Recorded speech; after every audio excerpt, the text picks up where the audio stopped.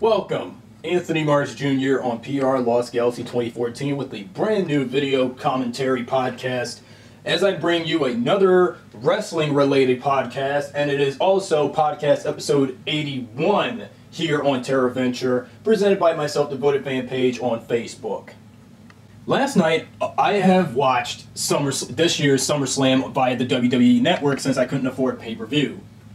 Now, I'm going to tell you how I felt about SummerSlam last night, and pretty much my feelings are pretty much negative to this point.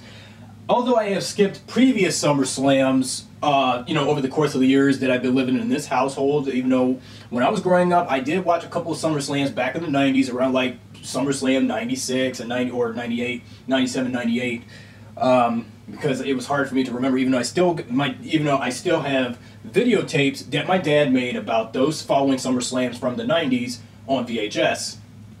But the SummerSlams following John Cena's, introduction and other WWE superstars that debuted in the 2000s, those are the ones I have skipped for the last 12 years.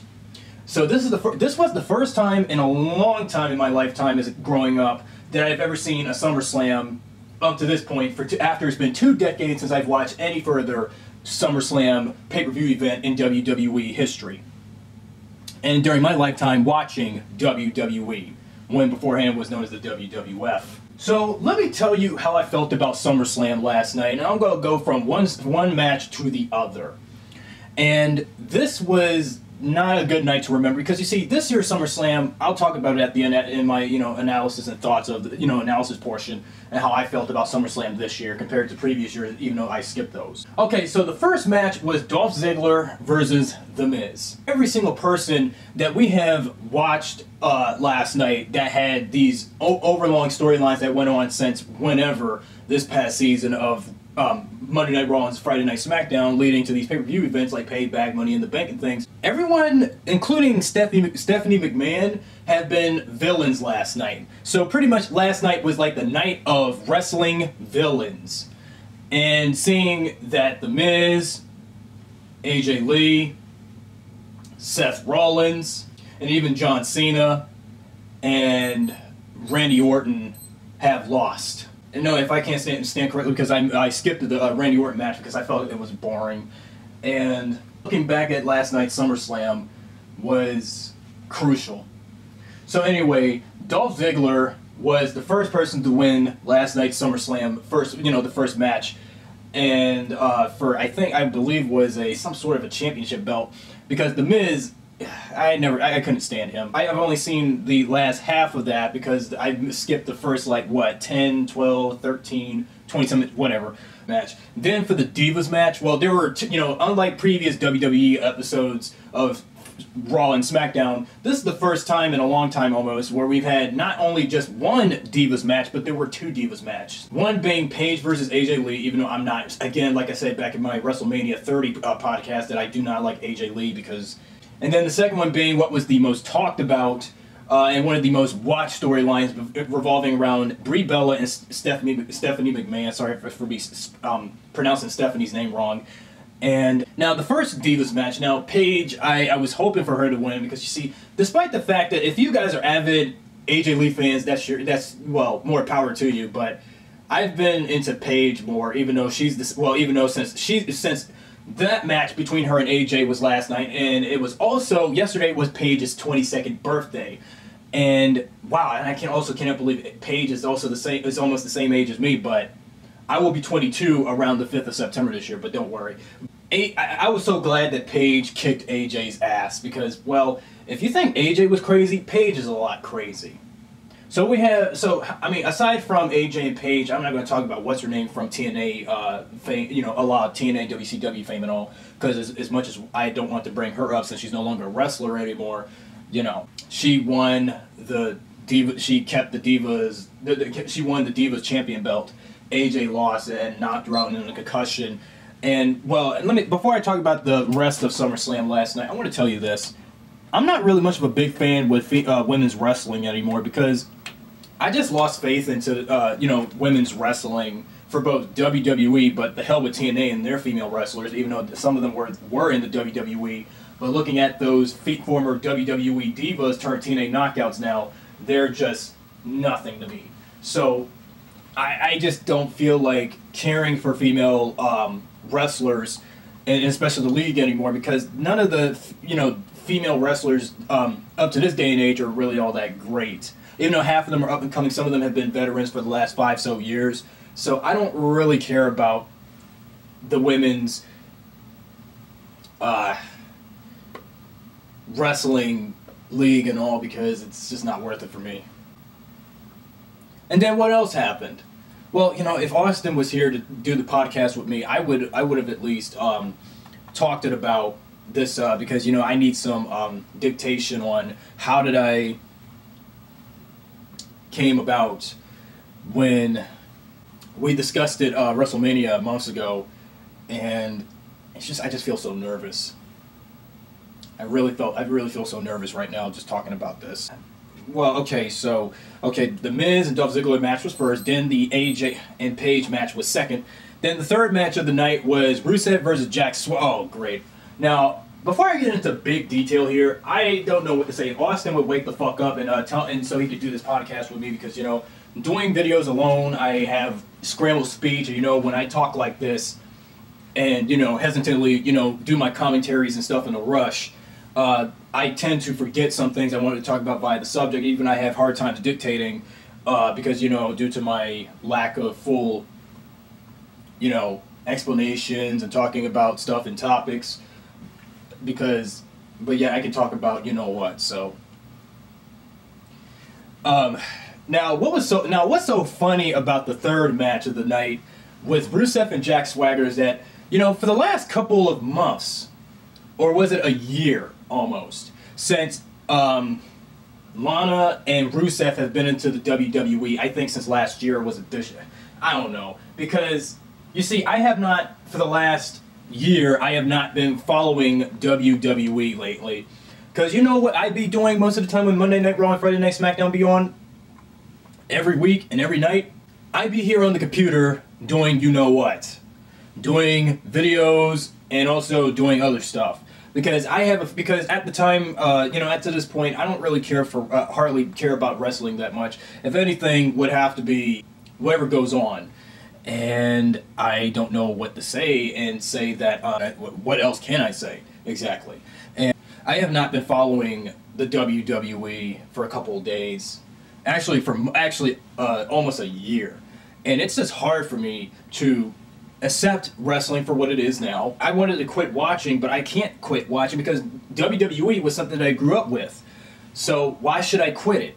And I understand it doesn't make sense. But ever since when Lana and Rusev came into the WWE last year, they have been completely been a comedy the whole damn year. Every time when Lana, she's always the first person coming out to represent Rusev, but firsthand, talking about how much she dedicates matches to Vladimir Putin, who, that Russian dude I ain't going to mention, but I just did anyway. And the more times I hear Lana talk shit, excuse me for saying the S word here, about our country sucks and Russia is the better country. Well, bad enough, just look at how bad our country is in. It's already in bad shape. But just the way how she was talking shit about our country was just disgraceful. Now, how would you like it if us Americans talked smack about Russian people? Well, we can't, because that's considered racist, and then it's going to start trouble. It's just the way how she came off and the way how Rusev came on, and wavering the Russian flag while Jack Swagger and Zeb Coulter came out into the ring like every night. I mean, why do you think I have DVR'd a couple of episodes of Monday Night Raw when I was not watching, when I was still on the computer downstairs? And then when I rewatched the episodes of Raw that I recorded the previous night and look back at the Jack Swagger and Rusev matches, it's always a freaking comedy between the two teams. Between the two teams of two different countries and two different cults. It is just not right. Every time when Lana talks about Vladimir Putin, talks about how much he hates Americans, it just makes me fucking sick. And I'm already sick of her as it is, and also I don't understand why. I mean, she has a fan page. It's not like I'm going to say something say something on her Facebook profile, actually Facebook fan page, and say some really mean things and how much she hates Americans. Well, how would you like it if I said how much I hate? I'm not going to say it because that's considered a hate speech, and I'm not going to say it otherwise. This video will be taken down for such language. And that's how I feel. And every time when I look at her like this and talk smack about Rusev and her in general, I just can't take it. She is really driving me crazy with this whole, I mean, she ain't pretending, I understand she's acting and she's just pretending to be Russian, but when really Lana, aka CJ Perry, is actually American. So lady, I don't know what you're thinking, but you're not trying, stop pretending you're Russian when knowing you're not. You're American. So why you want to be a confidant to a big Russian brute like Rusev and just make everything on Monday Night Raw and sometimes on Friday Night SmackDown into a complete comedy every Monday and Friday night a week? It is really annoying. By the way, Jack Swagger and Rusev's match was a flag match, and I hated to see that Jack Swagger lost because the more times as I sat through that entire match, I have like witnessed what Jack Swagger looked like throughout the match. He looked like he was constipated. He looked like he was tired out. He was worn out, like he was out of energy, in which he was. And Rusev was like beating him to death and just trying to break his bones, just seeing him getting his butt kicked. And Rusev won the match.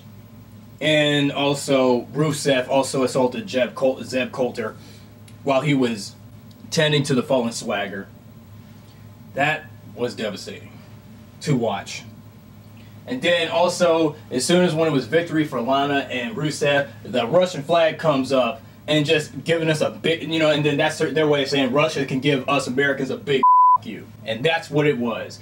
Okay, now let's move on with the next match. The next one was a lumberjack match between former Shield teammates Seth Rollins and Dean Ambrose. Dean Ambrose, if you think Bray Wyatt is crazy, look at Dean Ambrose now. Seth Rollins and Dean Ambrose were good friends when they were part of the Shield. But when the band broke up, they started to hate on each other.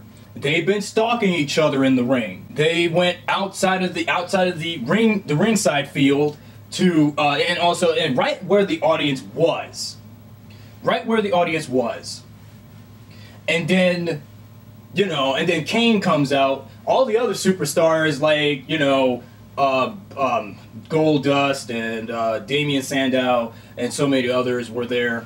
Yeah, you must, if any of you have seen it via WWE Network during the live stream, you probably knew. And I did see it as well. And Dean Ambrose, he was insane, beating the living hell out of Seth, and that was brutal. But luckily, I was surprised that Seth Rollins continued to keep his Money in the Bank briefcase and won the match against Ambrose. Because Ambrose, for a second there, I was afraid that if Dean Ambrose won, he would have stole the Money in the Bank briefcase from Seth. But if Seth won, he continues to reign his supreme with the Money in the Bank briefcase and such, and contract. And then the fifth one was Chris Jericho and Bray Wyatt, like I mentioned earlier a little bit, I guess. And Bray Wyatt, like I was saying, he is, I don't know what to describe of him and what to think of him. You see, Bray Wyatt, I just never was a fan of the Wyatt family. Let's just say that. Because every time I look at the Wyatts, I think of them as the Duck Dynasty cast of the WWE, in which they pretty much are. And Bray Wyatt, when I think of him in general, he is like possessive. He is very obsessed with his goals. I mean, I've already witnessed what he was like during WrestleMania this year when he wanted to take down John Cena and tear down his legacy for good. But luckily, when we get to the main event of last night, I'll talk about that a little bit. But now, Bray Wyatt and Chris Jericho. I mean, Bray knocked Chris Jericho's lights out at the end. He has been brutally beating him to death. And then he kept talking about how much he wanted to rip his legacy as such apart and things. And, well, I have been watching, but I'm not going to say it. But the way how Wyatt won the match was he escaped the walls of Jericho, kicking out of the Codebreaker and hitting Jericho with two Sister Abigails. Stupid-ass finishing move. And also, I'll talk about the Wyatt family in another podcast, but not today. Now let's get on with the major two events. Actually, three major events. One being the one that totally discouraged me. The second Divas match, if you thought Paige and AJ Lee's match was nothing, look at Stephanie McMahon's and Brie Bella's rivalry. This is just ridiculous. I mean, sure, the whole, you know, this is one of the things that I just wanted to say something to get off my chest to insult Stephanie McMahon, but now it's like, suppose if she sent a video response to me, because the WWE also have their own YouTube channel too, you know, so they can, you know, at times can respond to the fans and such and whatnot, but if I said something insulting to Stephanie McMahon now, how would Triple H feel if I was talking smack of his wife?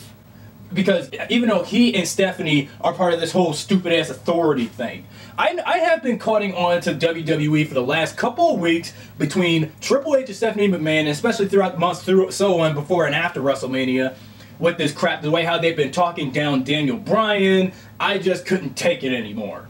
I couldn't. I just couldn't take it. I can't stand it. The way how I seen Stephanie beat the crap. I mean, yeah, Stephanie was a diva. And even though it's been the first time in almost 10 years since she has ever wrestled a diva in the WWE. Like, do I care if she beat the out of Brie Bella or not? I'm not even on her damn side. I've been on Brie's side supporting her throughout as the storyline went on. I don't even give a damn about Stephanie anymore. Well, back in the past I did. But as times change, when Vince is not in the company leading it anymore, with just Triple H and Stephanie taking charge and making these ludicrous storylines, this makes me want to end my watches of Monday Night Raw and Friday Night SmackDown. Well, they are, the two will be in charge for I don't know how many years, depending on their contracts of being, you know, leading bosses and such of the WWE when Vince is no longer, or pretty much totally absent for a long while, or just retired. As a McMahon, you have to take charge against your employees. Otherwise, their employees will be fired just as much as Vince fired a couple of superstars when they couldn't kiss his ass. Remember that deal back in 2006? When you don't kiss Vince's ass, you're fired and you're sent to TNA or wherever you're going to be, or probably nowhere. But Brie just brutally hurt Brie. Stephanie hurt it. Let me get my speech straight. Stephanie brutally beat the living hell out of Brie Bella last night. And then in between that, Triple H interfered from the back, and then followed by Nikki Bella. And I'm like, why the hell did Nikki come out? Nikki wasn't even going to... I knew sooner or later Nikki wasn't going to help Brie and save her from getting her ass whooped by Stephanie. But instead, you know what? Nikki turned heel against her own damn sister. This is what upset me the most. And no, this is not a false rage. This rage is actually real. And the way how I'm expressing my anger during this match, I'm not supposed to sound butthurt about this, but it just makes me sick. This match made me sick. It made me sick. Why couldn't Brie and Nikki fight this out throughout this second match? And Stephanie would just stand there watching as much as she stand and watched Triple H beat the out of Daniel Bryan during WrestleMania. That would have happened for the better, would have benefited for the better. Now, what if this benefited for for a future Divas match for next year's WrestleMania, WrestleMania 31, between Stephanie McMahon and Brie Bella? If this will continue on, but they're going to move on with a different conflict with another Diva versus Stephanie or whatever. But it's just ridiculous. Also, I have to agree with Brie for once, but Stephanie is a selfish, pretentious bitch! And she was right, and she was a total bitch! And that's why the more times they slapped each other, they've been trying to go after each other, hurting each other, and rip their hairs off and things, and excuse me for screaming bitch like that, but I'm sorry it screamed you like that, but it's just, I just wanted to get this out of my system. And I don't even like this match. This really angered me. It angered me a lot. And also, I don't like the attire that Stephanie wore during the match, because you see, you know, when I was asking my brother and such that attire looks familiar. Now, I'm going to go ahead and make a Power Rangers reference here that, you see, that half of that attire with the black dreads that Stephanie was wearing last night, that outfit she wore is, I'm not going to say it because I shouldn't be talking Power Rangers right now, because as much as this channel is devoted to that and Sentai, but anything in pop culture, but when I look at Stephanie's black attire at SummerSlam last night, that almost barely looks like Trakina's costume from Power Rangers Lost Galaxy. Oh, fuck it. You know, it just looks like that almost. Because when I've seen Stephanie wear that black dread, it looks like Trakina's costume from Power Rangers Lost Galaxy. Almost. Because you can tell the leg parts and the stocking cutouts and on the chest part and the legs. Yeah, almost. And that was just brutal. You know, this is just like, I was watching that episode of Power Rangers Lost Galaxy all over again with Trakina versus Corone. Now, this is just like that almost. Again, but again, Power Rangers is irrelevant from this topic. Sorry for that. It's just when I was looking at Stephanie's black attire last night, it just looked like Trakina's costume to me, but it was a sleeveless suit, but, you know, free arms. That just really got on my nerves. I'm sorry for raging out like this, and I'm sorry. But seriously, as I close this discussion about this match and moving on with the next two, Stephanie, you bitch! Okay, so the next match was Randy Orton versus Roman Reigns. I didn't want to pay attention to it. Moving on, but the major match was John Cena, whose legacy has lasted for 12 years, versus Brock Lesnar. Now this match, I sat through this match and I don't know what to say about it. Looking at Brock Lesnar and looking at how heavy he was at sweating and beating the crap out of Cena, and John Cena was like, you know, he was exhausted because, you know, as much as for the last 12 years, our prediction has came true that one day in a future SummerSlam match in a decade from now, now it's that time in that decade for 10 years, that John Cena has finally got his ass conquered by someone more powerful than he was. If Brock Lesnar brutal Triple H last year at SummerSlam, this SummerSlam was John Cena's turn to get his ass kicked. And also, during the match, what was so annoying last night was watching while watching the match, I can't believe I had to hear that little kid in the background out of the 17,000 some people that contended last night's SummerSlam when some of them were cheering for Brock, while a lot were cheering for Brock Lesnar. This kid came out yelling, "Let's go Cena! Let's go Cena!" That was so annoying. That kid kept saying it like 20 some damn times, and it was so annoying. I even had that barely in my sleep. I mean, I can barely hear that kid saying that in my sleep. I had a dream last night that I was at SummerSlam and seeing Brock Lesnar beating John Cena's ass up, and then hear that kid saying, "Let's go Cena! Let's go Cena!" His voice was so loud, I wanted to say, "Shut the up, kid! Let Brock Lesnar win!" And that just really irked me. The more Brock Lesnar beat John Cena's ass, John Cena was completely drained. And at that point, Brock Lesnar did what he did with his finishing move. It was at the final 3 count, and Brock Lesnar has became, for the 4th time, the WWE World Heavyweight Champion. And that John Cena's legacy pretty much has came to a close. So what did I feel about SummerSlam this year? Well, of the 12 SummerSlams I have skipped, to me, this was the worst SummerSlam I have ever watched. I'm sorry, but you see, my reaction to this year's SummerSlam is mixed to totally negative. This pay-per-view that I've watched this year wasn't as strong or as memorable as Wrestlemania, but the only memorable thing for me was the Brock Lesnar versus John Cena match. All the other matches, they can kiss my ass, including Stephanie McMahon versus Brie Bella's match. I'm just really disgusted with Stephanie of all the matches, and also Bray Wyatt and versus Chris Jericho. I said that match. I mean, if Bray Wyatt wins, that's him. That's him.